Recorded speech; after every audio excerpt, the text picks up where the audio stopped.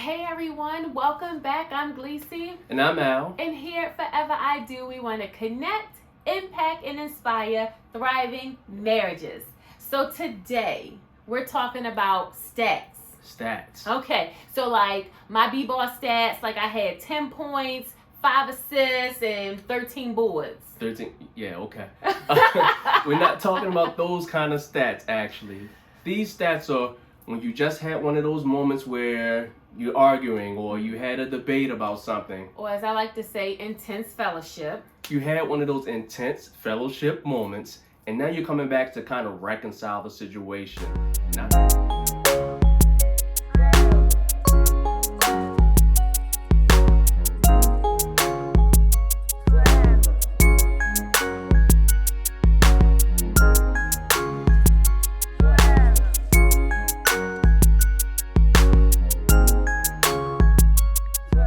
So the first thing you're going to do is actually state the facts. And this is not how you feel. This is not your opinion. This is the facts of the situation.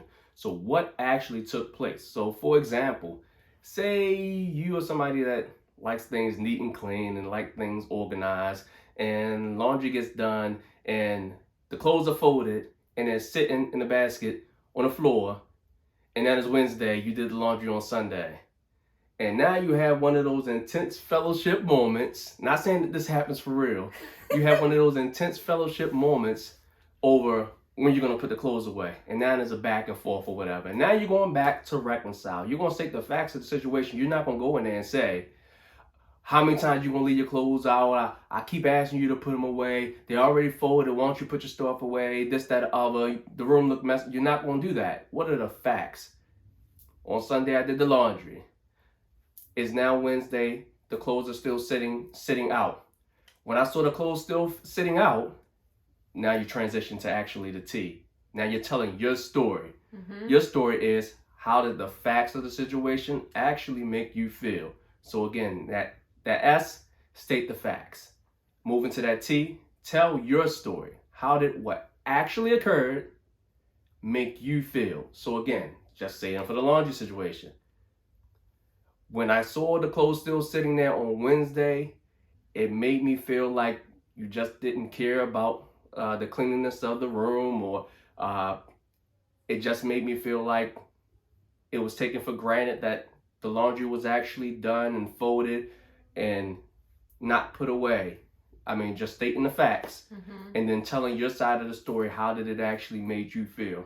Okay. What's the next T? So the next part is acknowledge your role. Acknowledge your role. So what would be the other person's role in this situation?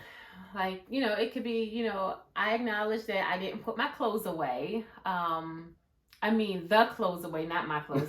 I acknowledge that I didn't put the clothes away. And I do appreciate you doing the laundry and, keeping up the cleanliness of our house. And both people have to actually acknowledge their role, because if you had an argument, it wasn't just a one-sided thing. Right. So my role could be, okay, I acknowledge that I shouldn't have taken the basket and just dumped all the clothes on the floor as if they weren't in there folded nice and neatly or whatever. I should have handled the situation more maturely. I could do better the next time. Acknowledging my role, not pointing the finger, not putting the blame or whatever, because you already had that situation blow up and it was just laundry at the end of the day. Right. So again, and some situations may be a little bit serious, but still, you're starting with that S. You're stating the facts. You're telling your side of the story. How did the facts make you feel? So again, staying away from a whole opinion thing and anything like that. How did what actually happened make you feel? Tell your story. Yeah. And acknowledge your role. And then the next thing that you want to do is talk it out. Talk it out. So again, that's going back and forth. So now you stated the facts. You told your story. You acknowledged your role.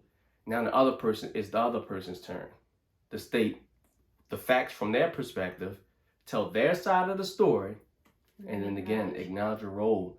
And acknowledging your role actually helps you kind of start that reconciliation process, because now you're owning. Yes.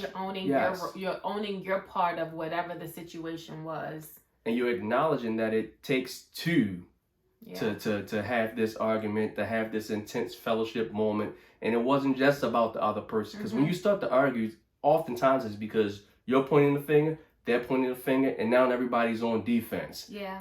Yes. And then the last part of it is seek reconciliation. Yes. Yes. Yes. So what does that look like? So seek reconciliation, again, is just you acknowledge your role.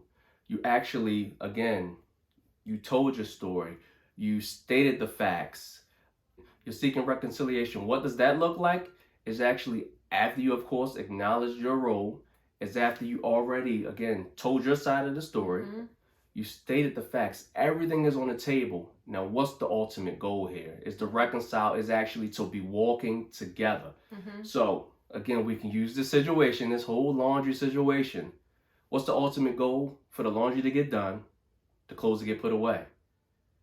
So now you're seeking reconciliation. You start putting options on the table. What's the best possible outcome, and how can we achieve this without actually going back and forth in this situation?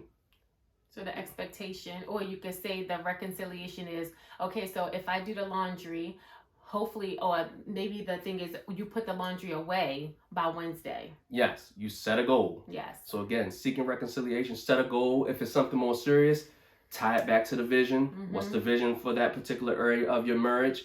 And that becomes the goal.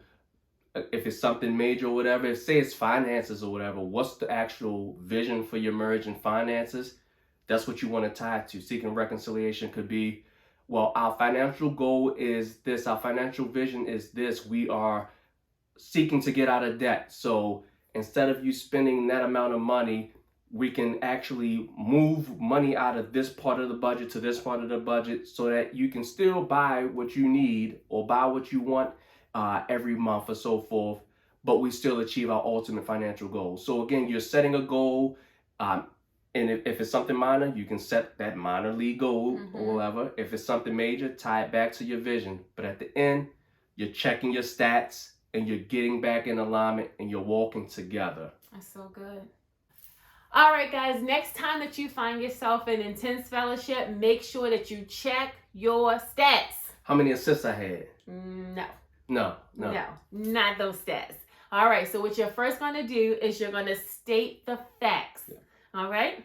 The next thing that you're going to do is tell your story. And that is how the facts affected you. Oh, not how I feel? No. Oh, We want to say it from that. We're going to talk about the facts. All right. The next thing is acknowledge your role. I mean, your role. Your role. My role. Our role. Okay. So I'm acknowledging my own role. Yes. Okay. And then the next thing that you're going to do is you're going to talk it out. And then? Seek reconciliation. The goal is not to win. Unlike in sports where you're checking your stats at the end of the game because you had that big win, in this particular case, your stats are about reconciliation. You only win when you both win. Oh, that's good. That's good. All right, guys. Thank you so much for joining us. If you like this video, hit that like button. If you want to hear more from us, hit the subscribe button and turn on that notifications. We'll see you guys